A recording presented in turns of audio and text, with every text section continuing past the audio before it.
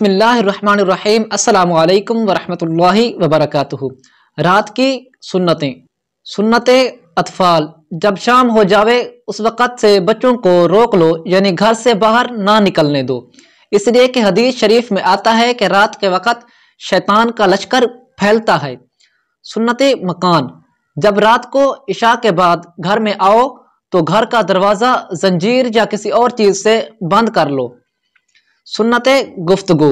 عشاء کے بعد طرح طرح کے قصے کہانی مت کہو، کہیں ایسا نہ ہو کہ نماز صبح یعنی صبح کی نماز قضا ہو جائے، بلکہ سو جانا چاہیے۔ البتہ اگر کوئی شخص بعد نماز عشاء نصیحت کی باتیں سنائے یا نیک لوگوں یعنی انبیاء اولیاء کا ذکر سنائے تو یا کوئی پیشہ ورانہ شخص اپنا کام کرے تو اس میں کوئی حرج نہیں۔ سنت چراغ۔ جب رات کو سونے لگو تو چراغ، لالٹین یا بجلی بند کر دو، کیونکہ اس میں بہت بڑا اندیشہ ہے۔ دیکھو اس طرح سنت کا ثواب بھی ہوگا اور حفاظت بھی رہے گی۔ اس طرح چولہے میں جو آگ ہے اس کو یا تو بجھا دو یا راکھ وغیرہ سے دبا کر کھلی نہ چھوڑو۔ فائدہ۔ حقہ پینا تمام علماء کے نزدیک مکروہ ہے، کیونکہ منہ میں بدبو پیدا کرتا ہے، اس لیے بہتر ہے کہ اس کا پینا چھوڑ دیا جائے۔ اور اگر کسی کی مجبوری کی وجہ سے چھوڑ نہیں سکتے تو چاہیے حقہ کو تازہ کرتے رہیں اور پانی تبدیل کر کے دھوتے رہیں کئی بار، تاکہ پانی نجس نہ ہو۔ نجس اور گندے حقے کا پینا حرام ہے۔ دوسری بات یہ ضروری ہے کہ سونے کے وقت حقہ اپنے سے دور رکھیں اور مسواک کریں اور منہ دھو کر سوئیں۔ حقہ پیتے ہوئے نہ سوئیں، کیونکہ اس میں جان کا بھی نقصان ہے اور دین کا بھی۔ کیا تم نے ان لوگوں کا حال نہیں سنا جو جل گئے اس حقے کے شوق میں؟ اور یاد رکھو یہ بات بہت کام کی ہے اور غفلت چھوڑ دو۔ سنت برتن۔ سونے سے پہلے تمام برتنوں کو ڈھانپ دو اور کوئی برتن کھلا نہ رہے، کیونکہ اس سے وبا کا اثر ہوتا ہے، شیطان رہ پاتا ہے۔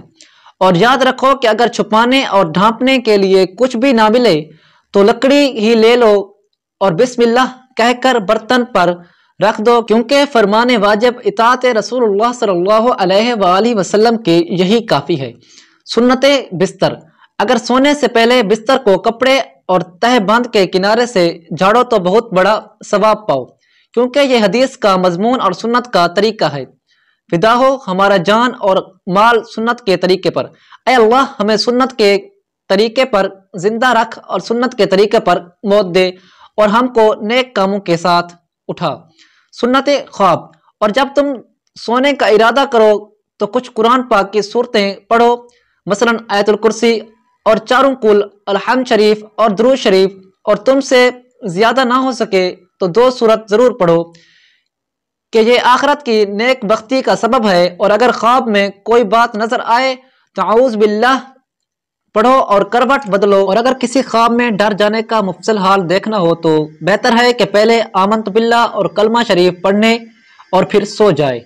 انشاءاللہ اللہ تعالیٰ خیر فرمائیں گے۔ اللہ تعالیٰ سے دعا ہے کہ اللہ تعالیٰ ہم سب کو اس پر عمل کرنے کی توفیق عطا فرمائے۔ تمام مسلمانوں سے ایک چھوٹی سی ریکویسٹ ہے کہ ثواب کی نیت سے ہمارے چینل کو سبسکرائب کر دیں اور اس ویڈیو کو زیادہ سے زیادہ شیئر کریں، تاکہ یہ ویڈیو تمام مسلمانوں تک بآسانی پہنچ جائے اور وہ بھی اس پر عمل کر سکیں۔ اللہ تعالیٰ سے دعا ہے کہ اللہ تعالیٰ ہم سب کو اس پر عمل کرنے کی توفیق عطا فرمائے۔ اس ویڈیو کو آگے شیئر کرنا آپ کی ذمہ داری ہے۔ ٹھیک ہے، ملتے ہیں ایک نیکسٹ ویڈیو میں، تب تک کے لیے السلام علیکم ورحمۃ اللہ وبرکاتہ۔